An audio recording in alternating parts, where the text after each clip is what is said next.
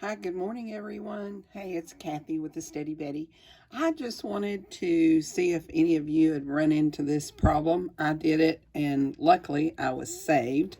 Um, but these little holes on my Bernina, uh, this is um, this is a 750, but I think most of them have those holes. Well, anyway, if you're doing piecing and you have a tendency to pull your pins out and let them fall over here. Well, the other day, one of mine went down in that hole. Oh my goodness. And so I called my Bernina dealer, and she was busy and I had to wait. So finally, I took my bobbin case out and everything and couldn't see the pin down in there, but I knew it was in there. I knew I couldn't run my machine.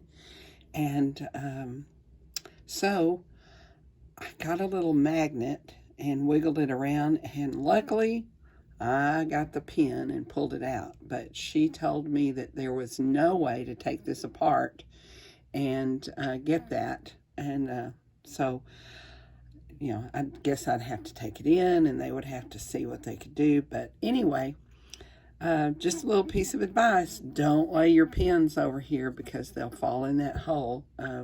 Maybe one in a million, I don't know, but it happened to me. So I use a little pin cushion like that, or, just anything that will fit under your machine so that you can stick your pins immediately in there. So if that happened to you, I hope you didn't have any issues with it. So just thought I'd let you know. Have a good day. Just a tip.